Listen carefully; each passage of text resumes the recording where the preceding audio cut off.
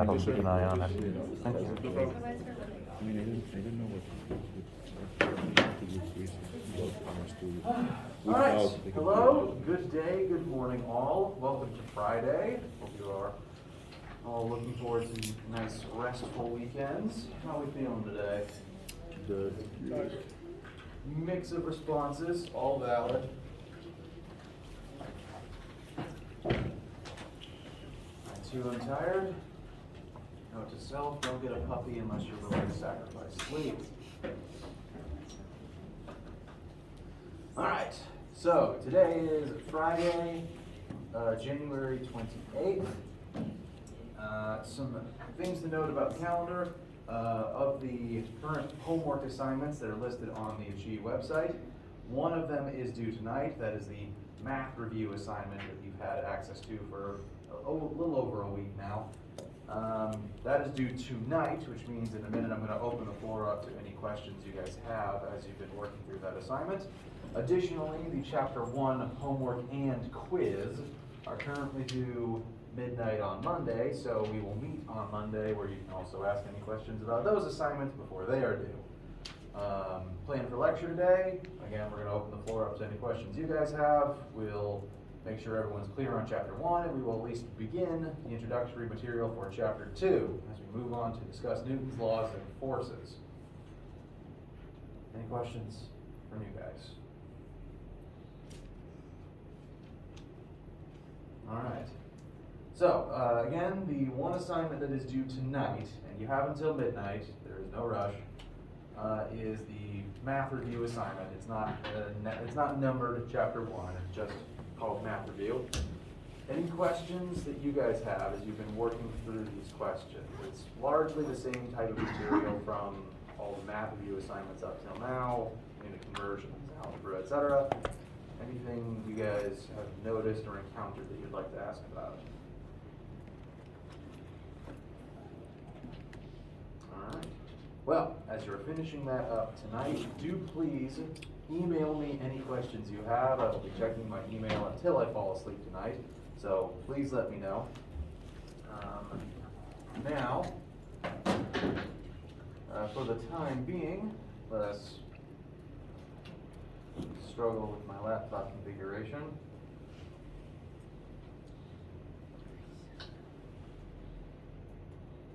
And resume looking at Chapter 1.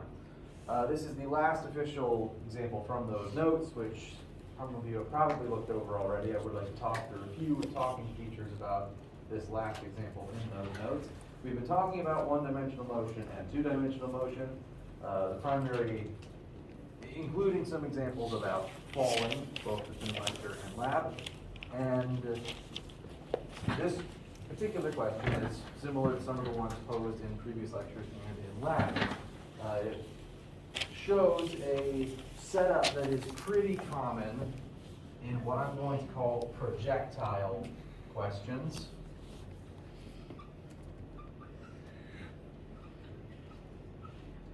And in case I had yet to formally define the word projectile, a projectile is any object in free fall. If it is falling, it is a projectile. And if it's falling, then we automatically know for a fact that its y acceleration is negative 9.8 meters per second squared, and that its x acceleration is 0. In order to be falling, gravity has to be the only thing affecting your movement, so we automatically know these to be true if something is a projectile. Examples of projectiles include anything that is thrown, dropped, and otherwise flying through the air that doesn't have a propulsion system or a string tied to it. I'm including gliders as something with a propulsion system because the point of the wing is to create force where it normally wouldn't exist. If it is flying, gliding, or hanging from a rope, it's not a projectile. But if it's thrown or falling, it is a projectile. And that means we can automatically assume these pieces of information about it. So, to answer the first question on this slide, if we stand at the top of a 9-meter tall cliff and you throw a ball horizontally off of the cliff at 21 meters per second. What is the acceleration of the ball on each axis? As soon as it leaves the hand, its acceleration downwards is 9.8 and its acceleration horizontally is 0. You only fall down, you do not fall sideways. Question? Could you repeat what the second one means? Yes, absolutely. For an object to be a projectile, it has to be falling. If it's falling, it's accelerating down at this rate, and that means it isn't accelerating sideways, because gravity only pulls down. So a y, acceleration in the y vertical axis, is negative 9.8 meters per second squared. You are accelerating faster and faster towards the ground. Acceleration in the x-axis, the horizontal, is 0. Your velocity in the horizontal axis is not changing because of gravity.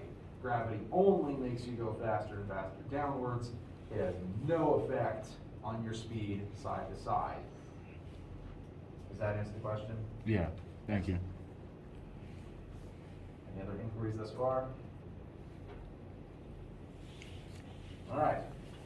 So, 2 questions I would like to pose to you now, and they do need to be done in order. 1, how much time will pass before the ball hits the ground? Whenever doing any physics question, I recommend reading the question, listing the things you know and don't know. So, we automatically know these things because a thrown ball is a projectile. That means it is falling. This is some free information we can go ahead and copy down. Additionally, we are told we're starting at the top of a 9-meter cliff. So I am going to list our initial y location as 9 meters up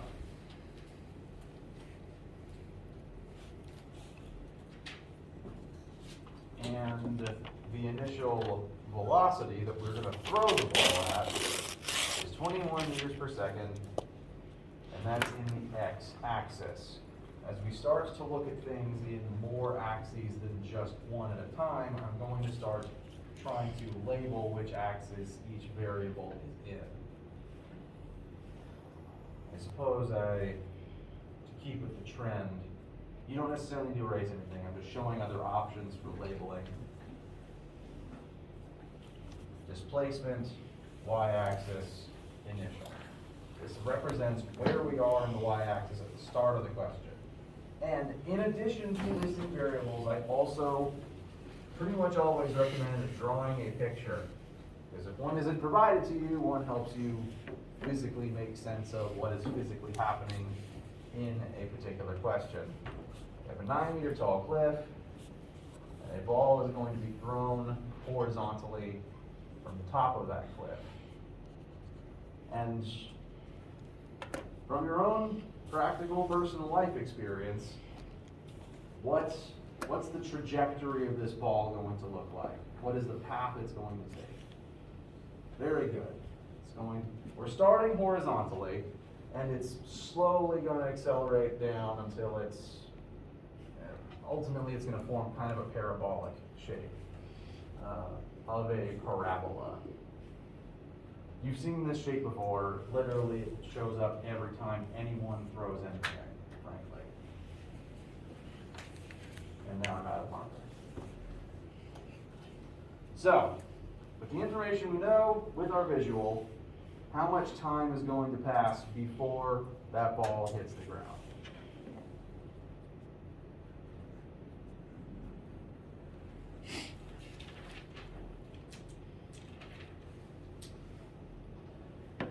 So this is 2-dimensional motion. The ball is going to be falling down and moving forwards at the same time. Of the two halves of this motion, the vertical falling and the horizontal moving at constant velocity, which of those two is going to most directly affect when the ball hits the ground.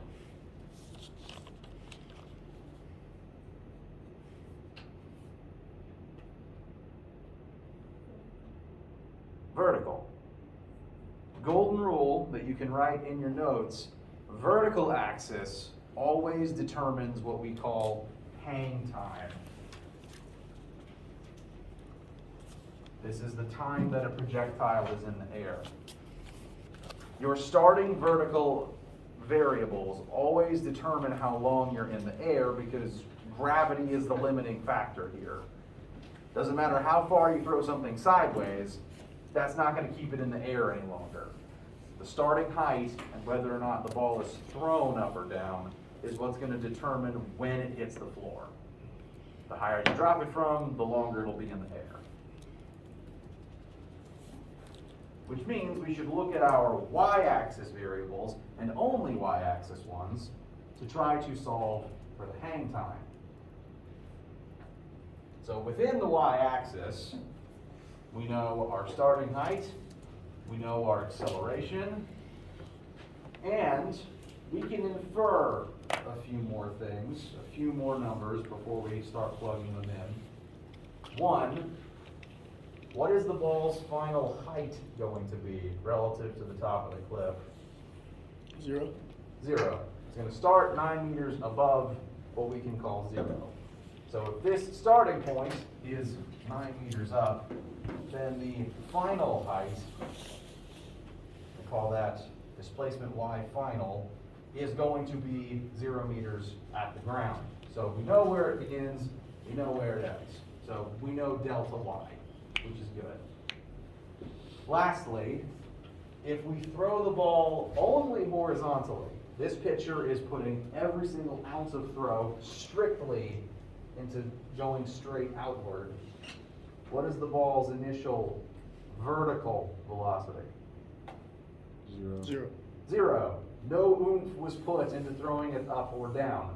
So vertically speaking, its initial velocity is 0. That is one more piece of information we can go ahead and write down. Velocity initial y-axis is 0. So the y-axis variables that we can use to determine hang time, I'm going to label them in red for right now. We know y acceleration, delta y, and initial y velocity. And we're after time.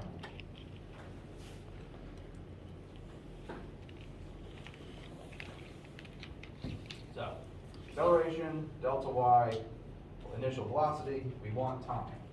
What formula will get us where we want to go? One vote for formula 3. Does anyone disagree? Does anyone concur? A couple more votes are piling in. Let's proceed by looking at formula 3. Personally, when I'm working a big question and I'm going to be looking at multiple axes, I like to label this as all of my y work. So y-axis, our y formulas will go in a rough column right about here. We're going to look at formula 3. The displacement, which I'm going to write as delta y, since we're looking at the y-axis for right now.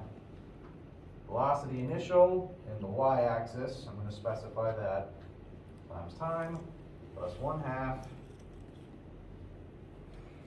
Acceleration in the y-axis, times time squared.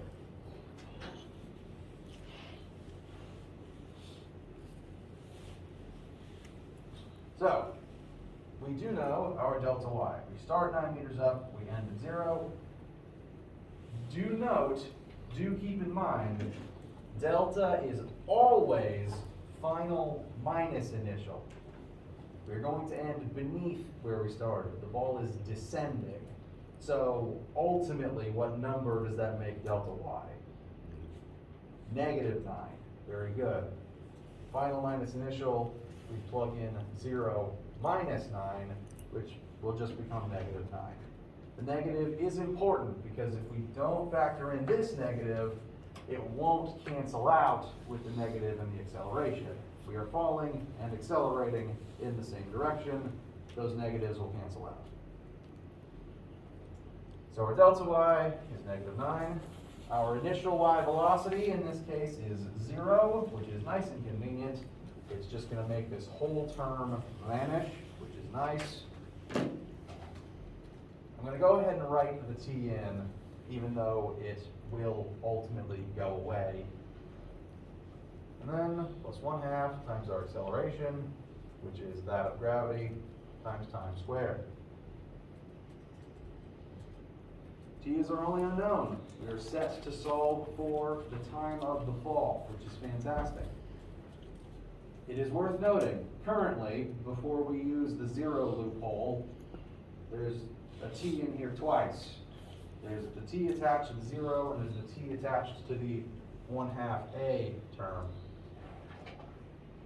Formula 3 is really great, really convenient, but when you're solving for time, sometimes you will end up in a situation where the t is in more than one spot, and we might have to employ the quadratic formula. That's not the case here, thankfully, because of this 0 loophole. If anything is a 0, usually we can skip the quadratic. In this specific case, 0 times t is 0, so that whole term goes away, meaning that just leaves the t squared. We don't have to bother with the quadratic this time. It will come up from time to time, and I will make sure that the quadratic formula is in all of your notes when that happens. For right now, for simplicity's sake, that just vanishes, which just leaves us with -9 equals 1/2 -9.8 times t squared. Bless you. And so, I will task you guys with finding this final number. How much time will pass before the ball hits the ground? Let me know your calculations.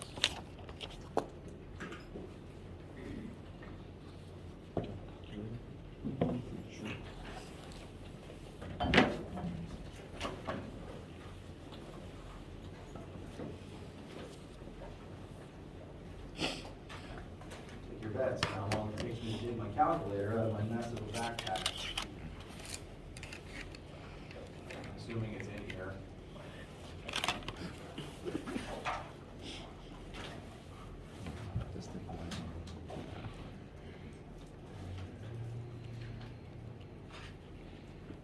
If you voted that it's not in here, you win. It's probably in my office.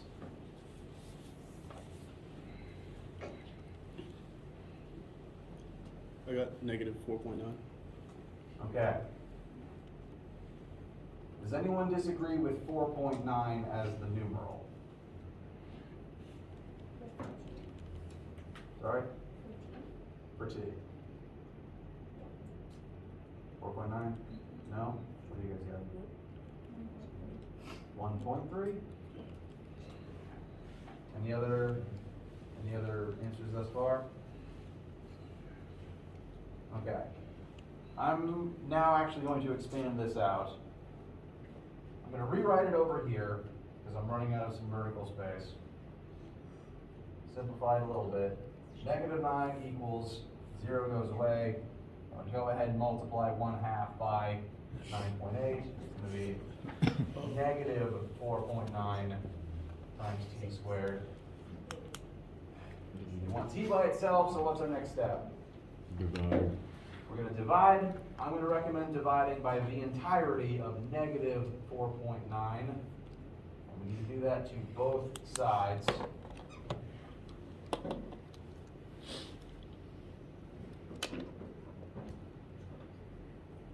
So that'll cancel the -4.9 on the right.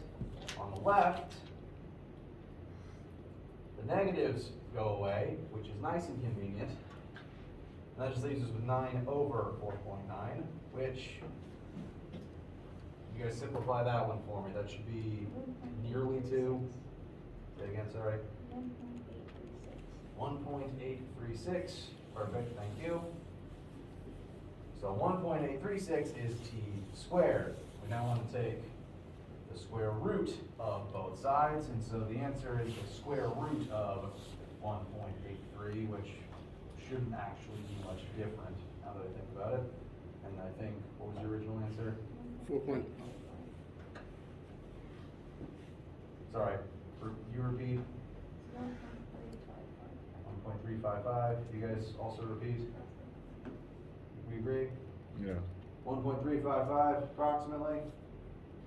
All right, fantastic job.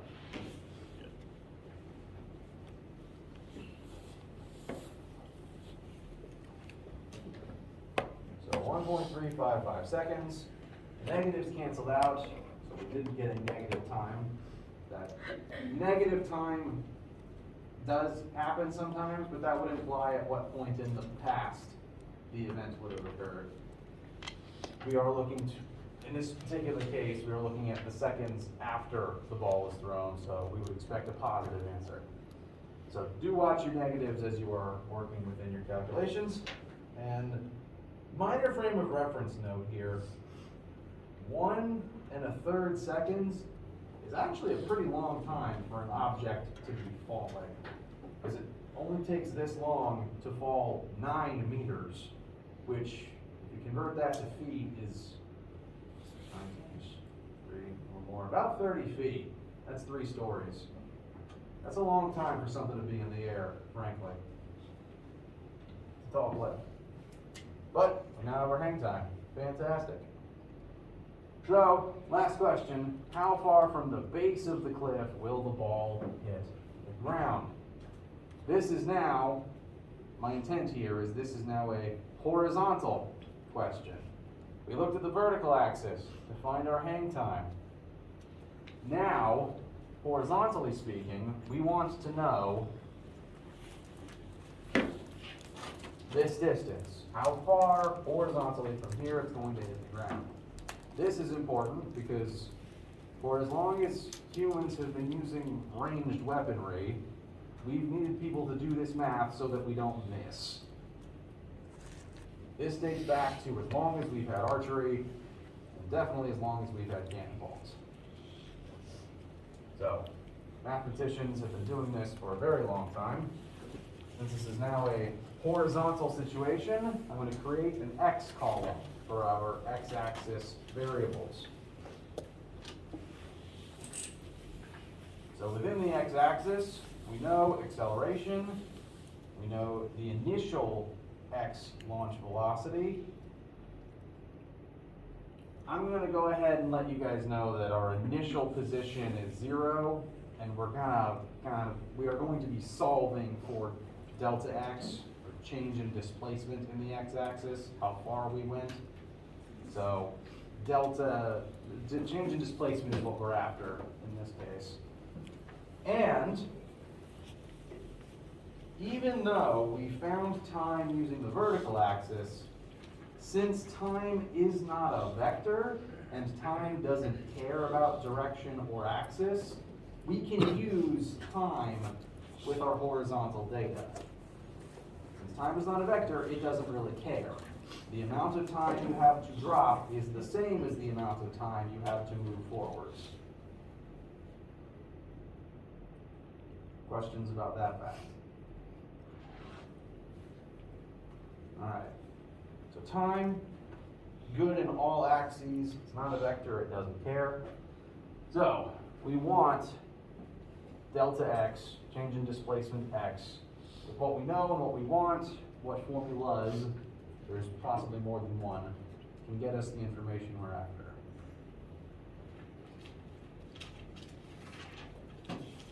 The fourth? There's 1 vote for 1 vote for 4. I'm going to put them both up here. We will compare.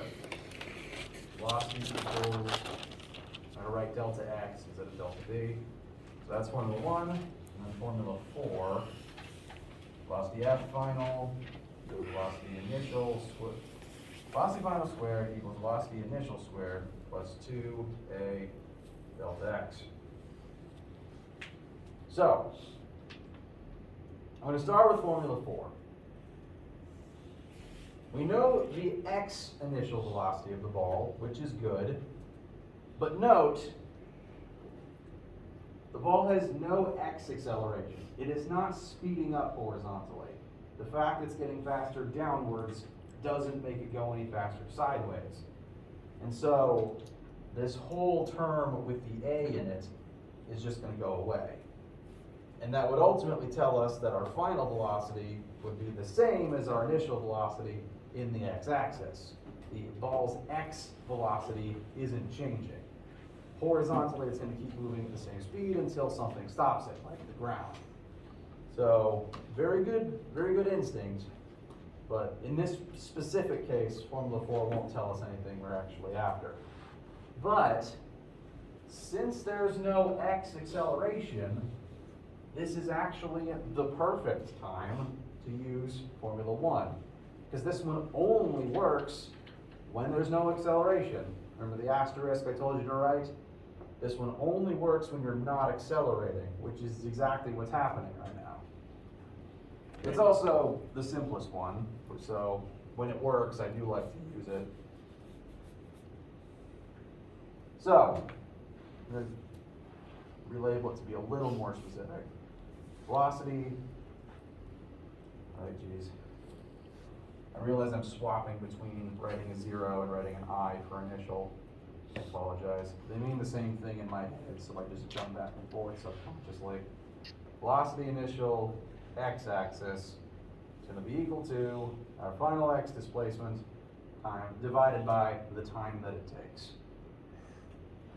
So we have our x velocity. We're solving for delta x divided by 1.355. Small bit of algebra will get us our final answer. So, how far does this ball go?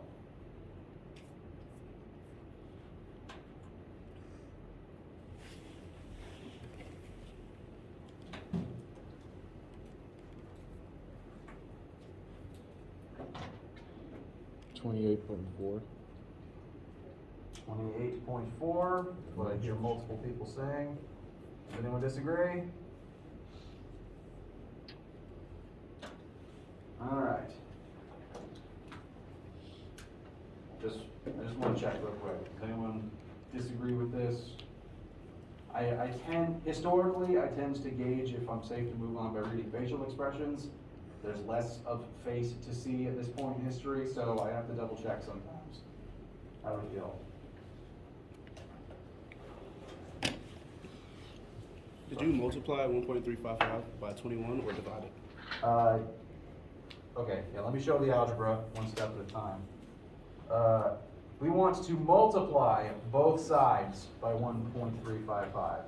So, right times 1.355, screen's a little in the way, and that's going to cancel it over here, but we would also have to multiply the other side too. Got it. So, correct, 1.355 times 21 should come out to 28.4. I forgot actually. I didn't end up needing to erase it after all.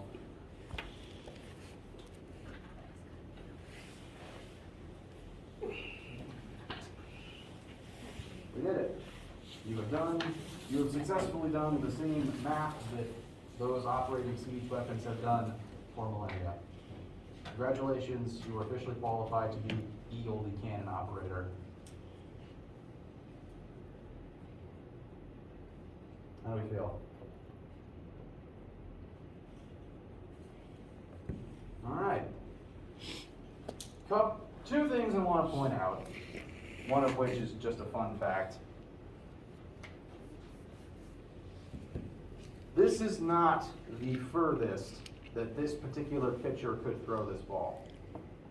Even if this pitcher could only throw at a top speed of 21 meters per second, if you are ever throwing for distance, if your goal is just to chuck something and see how far it goes, throwing sideways is not actually the answer. Because if you throw something sideways, it's immediately just going to start falling and hit the ground.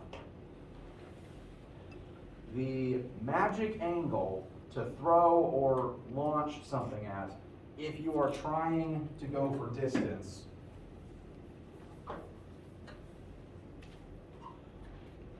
is 45 degrees.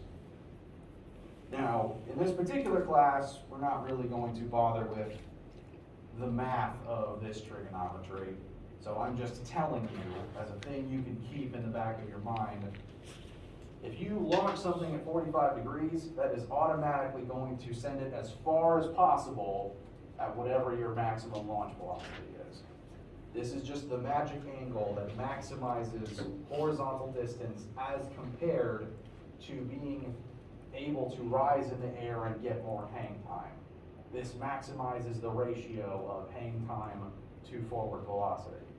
And frankly, most people kind of know this subconsciously, because very rarely do, I'm just going to use baseball as an example, very rarely do baseball players actually pitch straight sideways.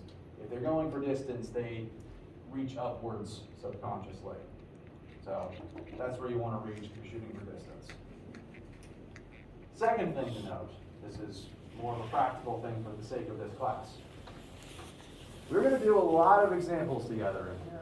I'm going to show you lots of different types of questions, and they'll all use our formulas in different ways.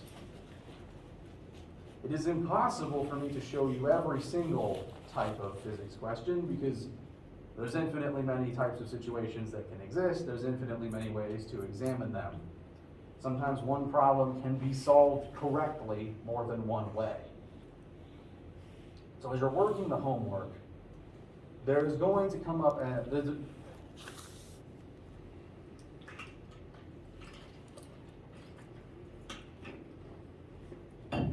you're working the homework, there's going to be problems that don't necessarily look familiar to you. I imagine it, say, previous math classes you've had. You would have been taught, right, this is the operation to perform on this particular type of question, and you'll do this same thing every single time that question comes up. Given the fact we're dealing with a lot of different types of word problem that can all have vastly different appearances, questions are all going to look different, the setups might all be different, and they might ask slightly different things of you, even if they all use the same principles. In the past, I've, say, given students this example, and then on the homework, I could say, give them a problem that instead of a ball being thrown off of a cliff, you have a stunt car in a movie being remotely driven off of a building. It technically uses the same principles, it just doesn't quite resemble the same question, even though the same principles, the same formulas would apply. And there's a bunch of other possible examples besides that. The same math could be used to examine a ball thrown upwards to figure out its trajectory and how long it would be in the air before it comes back down, figure out the height to which it will be thrown. Same math still applies. My goal is to show you a bunch of different types of examples so that you get used to the formulas and understand the types of situations they can be used in so that you can apply them to a bunch of different cases. And so as you're working on the homework, if something looks unfamiliar to you, one, please ask me about it. I want to help you. I want to tell you things. But two, keep in mind, these examples they're practice, they're helping you get used to the formulas as tools. And different tools can create different equally valid results in different situations. So as you're working on the homework, that's something to keep in mind. I'm never going to give you a homework question that you are completely unprepared to do, or at least not, if you open the homework on day one, there will be stuff you've never seen before. But by the time it is due, I will have covered everything you will need to be able to do the questions. I promise you this. It might take a little bit of time, and it might take you asking me, I'm a little fuzzy on this setup, can you get me started? That's fine. Don't give up. Ask me questions. I promise you, you got this. Cool? Actually, alternatively, is that uncool? Does anyone have any questions or issues? Okay. So, as a reminder, we're not done yet. I'm just reiterating a few things. Math review homework is due tonight. Email me questions as you have them. Chapter 1 homework and quiz are due Monday night. We will meet first before they are due. Bring questions prepared on Monday or send them to me over the weekend. For right now, before we end here, we don't have much time, so I just want to introduce chapter 2 to you. If I can find it.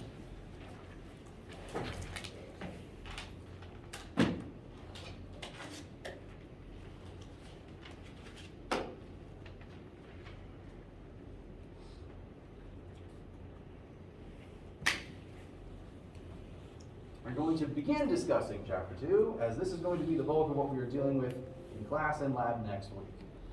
And I want to introduce the thing I want to definitely make sure you see and start writing down and start thinking about is Newton's laws.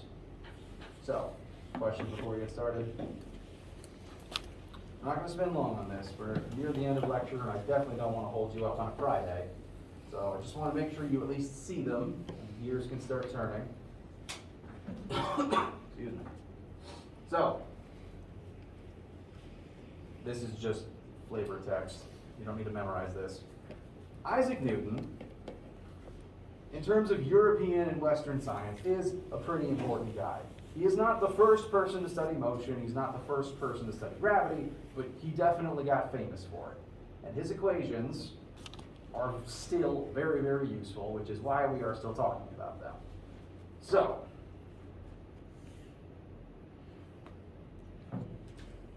in terms of the things that are still commonly used every single day by scientists and just normal people all over the world, Isaac Newton wrote down and made famous these particular sets of statements. Newton's 3 laws of motion are lumped together because they form a complete set and are, as a whole, able to describe pretty much every moving object that you will witness on Earth.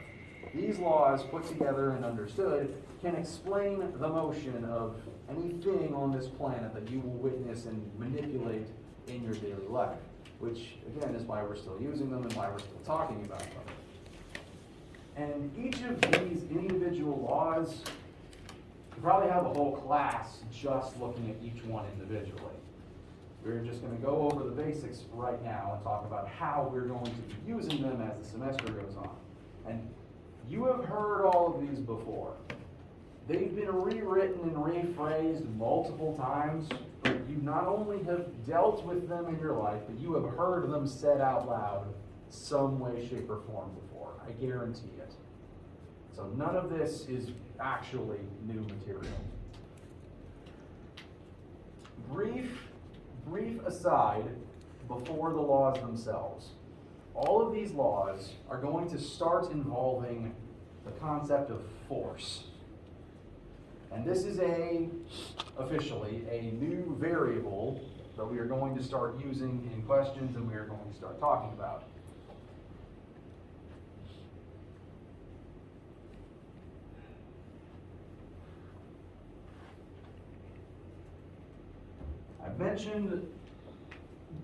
I've mentioned force before. I've shown the formula in Law 2 to you before, but I'm going to make sure to define force to you now.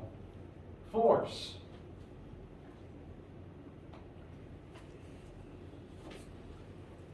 A push or a pull. It's not a tricky definition. You exert forces all the time. You push something, it moves. You pull something, it moves. It is simply the act of exerting upon something in an attempt to make it accelerate. A push or a pull, I will expand a little bit, on a mass that causes acceleration.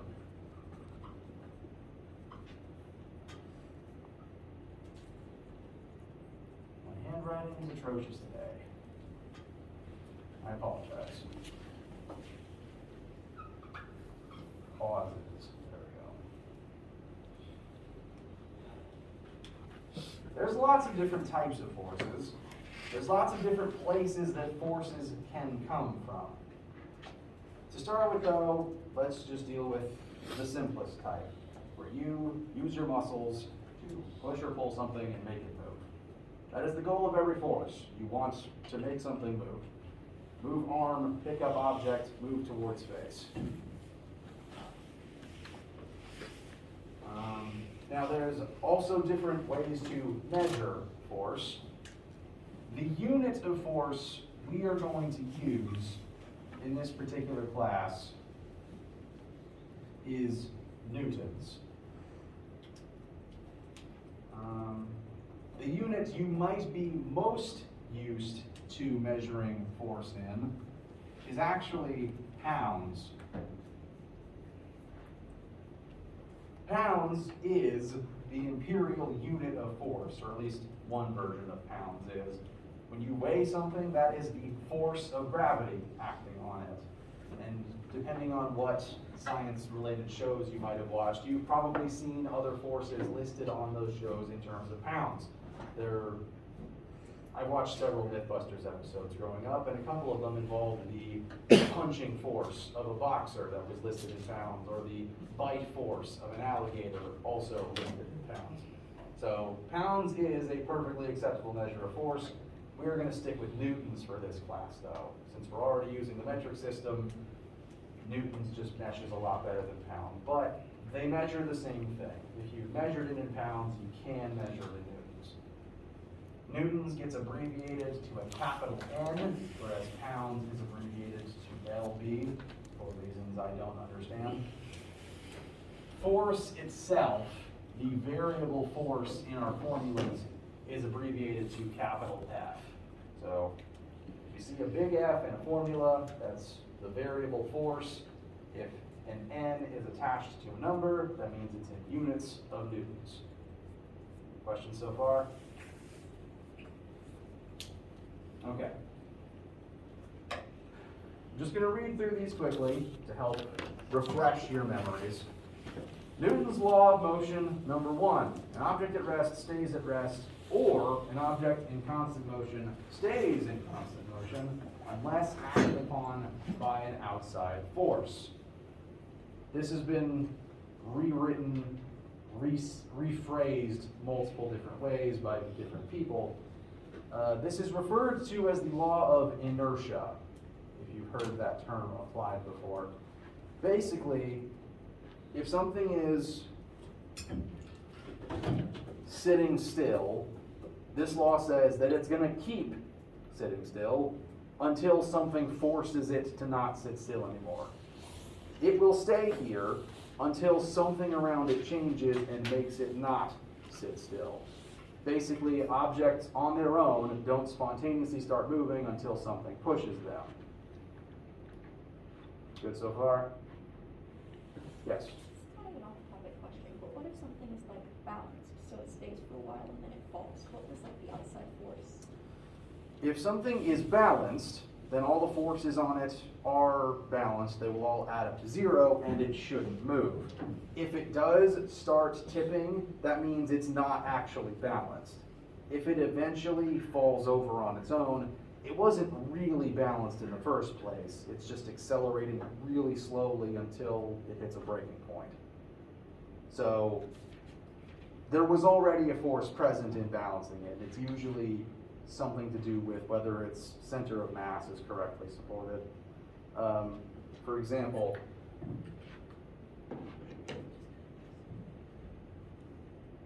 right now this is very precariously perched. The center of mass of the object is only barely supported on the edge of the table, and granted, the wind could be an outside force that could eventually knock it down. I'm not going to blow on it right now. But usually if something tips over on its own, it's a center of mass issue. Its mass is not correctly being supported. Does that help? Okay. The same also applies to something that is already moving. If something is moving, it wants to keep moving until something stops it. And you don't really see a good situation like this in nature because, frankly, friction always exists and is always slowing things down. Friction is a force that makes things stop whenever you're on Earth moving around. So objects do want to keep moving, but friction tends to stop them. The only time something in motion will remain in motion perpetually is in space where there's nothing to stop it. But in space, where there's nothing to stop you, if you're moving, you will keep moving forever until you hit something or fall into a gravity well. To this day, exploded satellites created a bunch of like loose screws and shrapnel. They are still flying around in Earth's orbit. Bolts from old satellites break new satellites all the time. It's a giant headache. Newton's second law. It is a formula, but because I'm a physicist, I can turn this formula into a sentence. The net force acting on an object, this is the Greek letter sigma, it represents the sum of, the addition of all the forces present on an object, is equal to the mass of that object times its resulting acceleration. Basically, you exert a force on a mass, and that makes it accelerate. You pick something up, your force makes its mass start moving. Push something, it goes. Last but not least, for every action force, there is an equal and opposite reaction force. You do something to one object, it will act back upon you. This has a lot of its own weird, unique situations that we will further elaborate upon later. For right now, do these sound familiar at least? Things you've dealt with before? All right. We will pick up and expand upon all of these in greater detail next week. Working on your homework, let me know what questions you have as you're working on it. And have a great day and weekend. Today,